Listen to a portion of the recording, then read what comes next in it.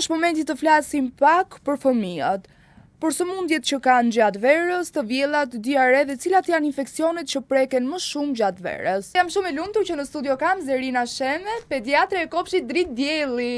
Përshëndetje. Mirë se u gjej. Falenderoj shumë që pranove të jesh pjesë e emisionit Vibe dhe të flasim për fëmijët, për se si funksionon kopshti Dritë Dielli dhe për kujdesin që keni ndaj fëmijëve. Po, tani është stina e verës dhe i gjithë shqetësimi është tek shëndeti i fëmijëve. Kryesisht infeksionet diareike janë të stinës së verës, por jo vetëm prekin grup moshat e kopshtit, por edhe ato të shkollës, ku ka kolektiva, edhe në për restorante mund të jenë burim infeksioni për atje ku ka ushqim social dhe jemi fokusuar drejt parandalimit të këtyre infeksioneve gastrointestinale. Pse ka kaq shumë ndryshime gjatë sezonit të verës? Ndryshime janë temperaturat e larta, fëmijët dehidrohen, fëmijët janë më të prekur ndaj ndryshimeve qoftë klimaterike, por edhe nga imuniteti i tyre akoma i brisht, i paformuar mirë, i bën ato më të prekshëm ndaj infeksioneve gastrointestinale. Këto infeksionet janë të verës, janë më shumë nga uji, nga higjiena apo nga ushqimi? Kryesisht janë nga uji i pishëm. Unë do të nëpërmjet kamerës doja t'i drejtohesha me një mesazh të gjithë qytetarëve që na ndjekin në lidhje me higjienën vetjake të mjedisit dhe higjienën ushqimore. Gjatë zinxhirit ushqimor ndodh që të infektohen ose nëse nuk ruhen mirë nga prodhimi, nga thertoria për shembull, e deri në gatim, atëherë kjo mund të sjellë pasoja çrregullime gastrointestinale. Do me thënë, uji i ndotur është burimi kryesor, por janë dhe kushte të tjera higjienike. Fëmijët janë më të predispozuar sepse nuk i respektojnë rregullat e higjienës. Në fakt, mënyra e transmetimit të infeksioneve të aparatit tretës është fekalorale, do me thënë, nga duart e palara i futin në gojë dhe infektohen. Ne bëjmë shumë punë edukuese në lidhje me higjienën personale, larjen e duarve, por më tej kjo duhet parë në të gjitha institucionet e ushqimit social, higjiena e duarve. Cilat janë ushqimet më të rrezikshme gjatë verës tek fëmijët? Po, ushqimet me bazë proteinike, bylmeti, mishi, peshku dhe të gjitha produktet që nuk përpunohen mirë nga ana termike, po edhe të konservuarat. Sa shpejt mund të prishet një ushqim në temperatura të larta dhe pse prindit nuk duhet të lejnë ushqime jashtë frigoriferit? Brenda 2 orëve, në qoftë se ai ushqim është përpunuar mirë, është zier me presion, mishi kryesisht, është zier me presion prej 20 minutash, atëherë çdo rrezik për infeksion gastrointestinal kalon, nuk është e mundur, ndërsa për ushqimet që konsumojmë jashtë ambienteve kolektive, për shembull me zgara që mund të bëjmë në kushte shtëpie ose edhe në për lokale që preferojmë peshkun crudo ose të gjitha këto janë burim infeksioni, akulloret, të cilat mund t'i blejmë, mund t'i konsumojmë tek ambulantët, të cilat nuk janë të licencuara, mund t'jenë burim infeksioni për çrregullimet e aparatit tretës. Kur një fëmijë ka diare dhe të vjella, si ta dalloj një prind nëse është një shqetësim i lehtë apo një infekcion që kërkon mjek? Po, në fillim, prindi vëzhgon shenjat klinike. Shenjat e përgjithshme janë diare, më shumë se 3 herë në 24 orë, të vjella, po mund të ketë ose jo, dhe dalje të ujshme ndonjëherë me mukus dhe me gjak. Këto janë shenja që tregojnë që është marrë nga një ushqim ose nga uji i pishëm. Cilat janë shenjat e dehidratimit tek fëmijët që prindit nuk duhet i neglizhojnë? Po, nëse fëmija ka gjuhën e thatë, është i grindur, gjuha, nëse e vë gishtin aty ngjit, do të thotë se është tharë gjuha dhe është shenjë që ka nevojë për ujë. Në mënyrë periodike, çdo 10 minuta, 20 minuta, duhet i japim ujë, çaj, trisol, dhe mikroelemente të tjerë që janë të tretura në këto paketat serum nga goja. Nëpërmjet temperaturës, përveç se dehidrohet fëmia, mundet me diaren të humbasi kalium, po edhe me të vjellat. Gjithashtu natrium, kalium janë mikroelementet kaq të domosdoshëm që shkaktojnë një lodhje, një zbeje pa fuqi dhe një puls të dobët dhe të shpejtë tek fëmijët. A është e rrezikshme kur fëmia refuzon ujin, ushqimin dhe vazhdon të vjell gjatë gjithë ditës? Nëse vjell mbi 3 herë radhazi, atëherë duhet kërkuar ndihma mjekësore. Edhe urinimi është shenjë që tregon se fëmia është dehidruar. Nëse ka 8 orë pa e lagur pelenën, ose fëmia më i rritur pa vajtur në banjë brenda 8 orëve, kjo është shenjë e dehidrimit dhe po e vuan veshka. Në këtë mënyrë pra duhet dërguar në urgjencë që të marrë perfuzione. Është ndihma e parë që mund t'i japim fëmijës me diare. Do me thënë, çfarë duhet të bëj prindi në mënyrë direkte, t'i jap ujë, t'i jap ndonjë ushqim? Në fillim, në 6 orët e para kalon në dietë hidrike. Ujë, çaj, kos, dhall, çaj të ftohtë. I mat temperaturën, përdor antipiretikët sipas nevojës dhe pastaj kalon në supra të lehta. Probiotikët është shumë e rëndësishme, rregullojnë gjendjet e lehta, sepse shkaktarët e këtyre çrregullimeve mund të jenë virusale, rotavirusi që është më i zakonshëm dhe megjithë që kalon në formë të lehtë sepse fëmijët vaksinohen, por mund të jenë edhe bakteriale, mikrobi Shigellës, Salmonellës, Escherichia coli, po edhe Staphylococcus janë infeksionet më të zakonshme. Pastaj ato më të rrallat është lamblia, që është një parazit një qelizor dhe shkakton diare. Fillon me shenjat, quhet ndryshe edhe diareja e turistëve ose diareja e udhëtimit. Zakonisht kur shkon në një zonë që nuk e qenë më parë,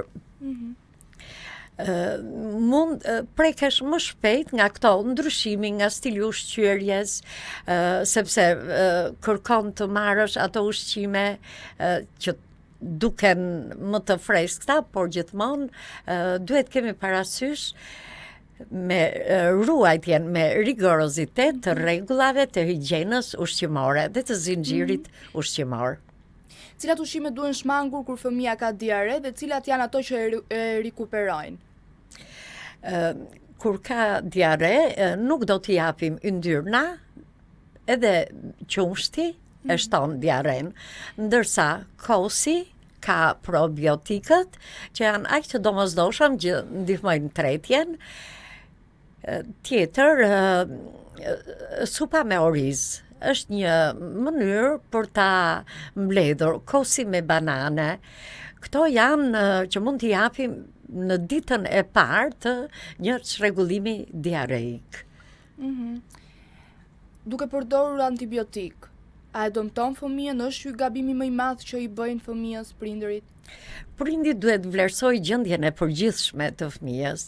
Nëse fëmija është aktiv, e suporton mirë këtë situatë, atëherë duhet të presim duke ndihmuar në këtë mënyrë dhënia e lëngjeve dhe ushqimet edhe dritrat ja fillojmë në ditën e dytë, ku siç thash orizi, po jo me shumë yndyrë. Djathi, kosi kanë fermente e ndihmojnë fëmijën që t'i absorboj më mirë, të rregulloj ato përthithjen e ushqimit në zor, sepse enterotoksinat bëjnë efektin e tyre, fillojnë thithen, kalojnë në gjak dhe tek foshnjat e 0-1 vjeç mund të japin edhe një gjendje septike me ethe, me të dridhura.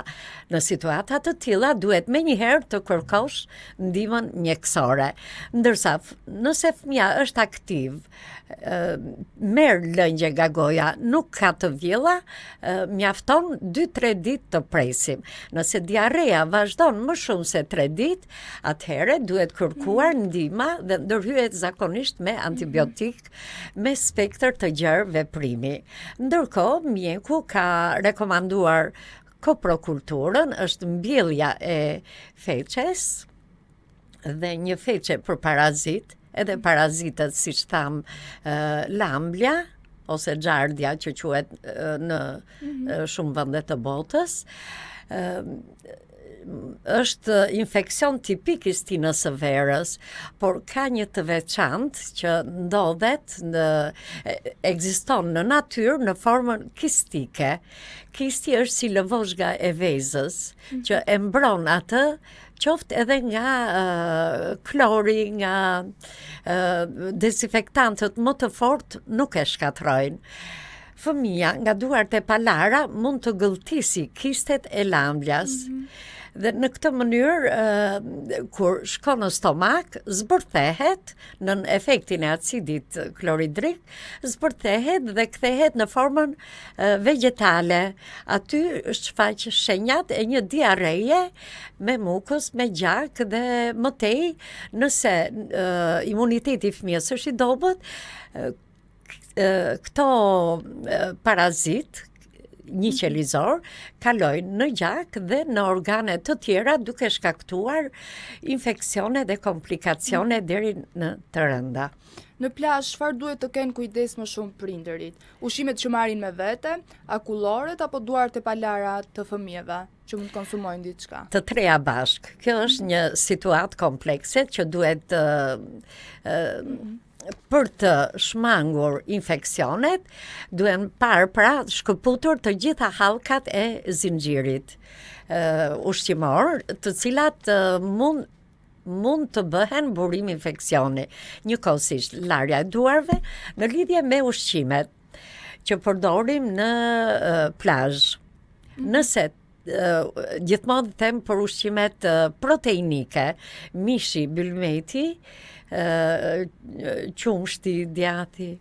Nëse teprojnë, ai duhet konsumuar menjëherë, jo të rifutet në frigorifer përsëri, sepse bëhet burim infeksioni. Djati për shembull për listerian, që është një infeksion tipik për këtë lloj ushqimi. Sa të sigurta janë ushqimet ambulante, sufllaqet, sanduiçet dhe akulloret që fëmijët konsumojnë gjatë sezonit të verës?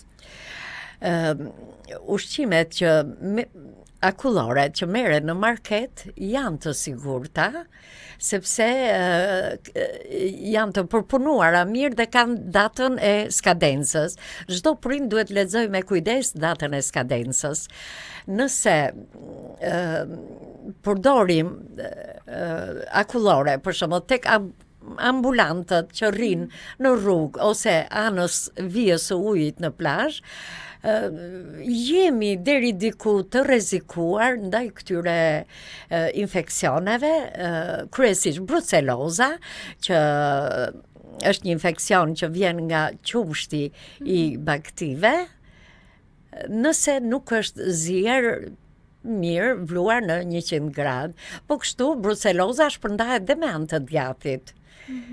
duhet çdo nën të jetë vëzhguese nëse shikon ndryshime karakteristike të erës, më mirë ta shmangi, të mos e përdori, jo ta ringrohi përsëri dhe ta konsumoj, por duhet të mos e përdori të paktën tek fëmijët këto lloj ushqimesh proteinike. Tani duam 5 këshilla të arta nga ti për të gjithë prindërit për të shmangur këto infeksionet e verës tek fëmijët e tyre. Së pari, tem për fëmijët e rritur të shkollës dhe të shkollës dhe adoleshentët, që preferojnë ushqimet krudo. Peshku është një burim aq i shijshëm i vlerave në lidhje me vitaminën D, omega 3, 6 që ka, por mund të bëhet, në stinën e verës, mund të bëhet një burim i rrezikshëm infeksioni.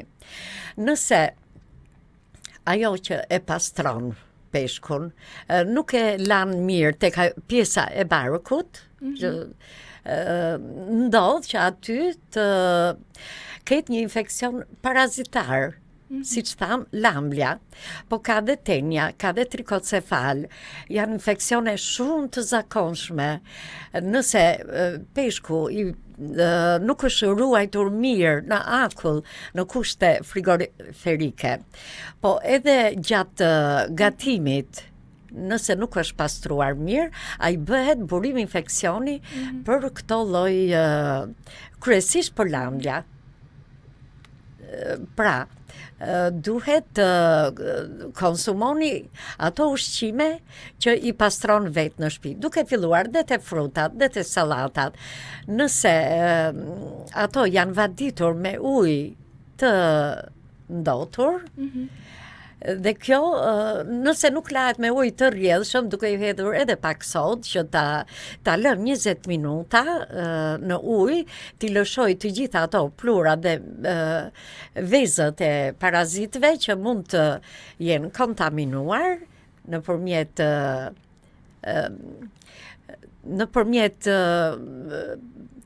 vektorëve të tjerë, të cilat infektojnë këto produkte, atëherë mund të bëhemi tek fëmia një shkaktar i një infeksioni